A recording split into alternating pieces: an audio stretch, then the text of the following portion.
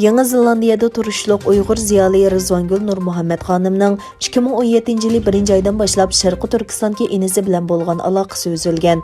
O Birləşmiş Dövlətlər Təşkilatı və Yeni Zelandiya hökuməti arqalıq Beyjingdən uçur tələb qılğandan keyin inisinin Xitay dairələri tərəfindən dövlətni ağdırışqa urunish cinayəti bilan 9 yıllık qamaq cazasıga hökm qılınğanlığını bilgən. Yeni Zelandiyada uzun yıl turgan Uyghur akademik Rizvangul Nur Muhammed ilgari Fulbright o'qish mukofoti puliga erishib, Amerikaga berib magistrlik unvoniga erishgan. Lekin o yaqinqi bir necha yilda minglagan Uyg'urlarga o'xshash qismatga duchor bo'lgan 2017-yili 1 oydan boshlab inisi Mavlon Nur Muhammed bilan bo'lgan aloqasi uzilgan. 2019-yili u bir advokat orqali Birlashgan Davlatlar Tashkilotining majburiy yoki ixtiyorsiz g'oyib bo'lish xizmat guruhiga iltimos qilib, inisini surishtirgan. Birlashgan Davlatlar Tashkiloti guruhi bir necha oy saqlagandan keyin uning inisi Mavlonning Xitoy hukumati tomonidan davlatni parchalash jinoyati bilan ayblanib, 9 yillik qamoq jazosiga hukm qilinganligi va 4 yillik siyosiy huquqidan mahrum qilinganligini yetkazgan.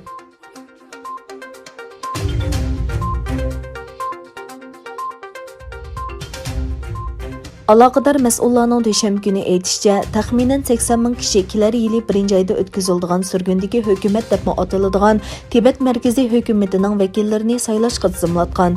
Yangi bir navbatlik sürgündəki bosh ministri va 17 navbatlik parlament a'zolarining birinchi bosqichlik saylimi 2021-yili 3-yanvar, eng oxirgi saylam 2021-yili 11 aprel o'tkaziladi.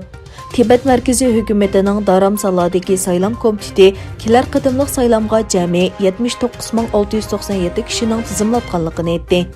Hindistonda 55683 saylovchi tizimga oldirgan bo'lib, 24144 kishi davlat sirtida tizimga aylangan.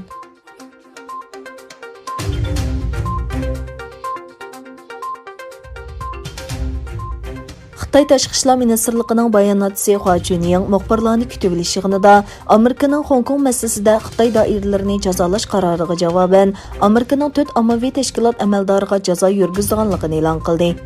Bayonotchi Hua Washington hukumatining Hong Kong va Xitoyning ichki ishlariga aralashganligini bayon qilib mundaq dedi. Xitoy buningga qat'iy qarshi turdi va bu ahvolni qattiq ayiblaydi. Amerika Tashqi ishlar ministrligi 10 noyabr Xitoyning bir qism amaldorlarga Hong Kongdagi siyosiy huquqlarni bostirish sababli jazo yurgizganligini e'lon qilgan edi. Yana bir tarafdan Amerika Tashqi ishlar ministrligi Xitoy davlat ilkidagi davlatlik elektronlik import-eksport shirkatining Venezuela hukumatini qo'llaganligi uchun jazo tizimligiga kirgizilganligini e'lon qildi. Bayonotda mundaq deyildi: Xitoy texnika şirkatlari kishilarni tor faoliyatlarini nazorat qilish, tekshirish va iz qo'g'lash uchun texnikalik uskunlarni taraqqiy qildirish va eksport qilish jihatda dunyo bo'yicha oldingi o'rinda.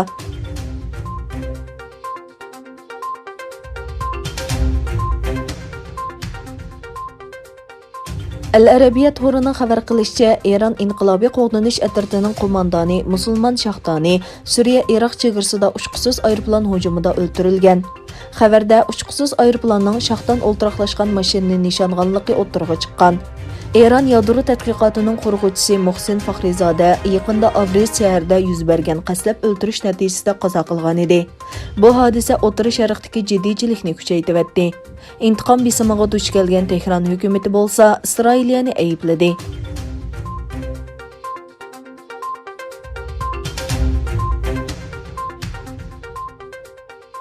ئەزەربەيجان Davlat Mudofaa Ministrligining bayonotida aytilishicha, ئەزەربەيجان ئارمىيىسى Rossiyaning murassasa qilishi bilan ئەزەربەيجان bilan Armeniya o'rtasida imzolangan urush to'xtatish kelishimiga asosan 28 yildan buyon ishg'ol ostida turayotgan Latchinga kirgan.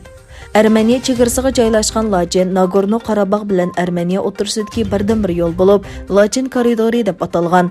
1990-yillarda Armeniya armiyasining urushdagi tunji nishonlarining biriga aylangan va 1992-yili 5-oyning 18-kuni ishg'ol qilingan.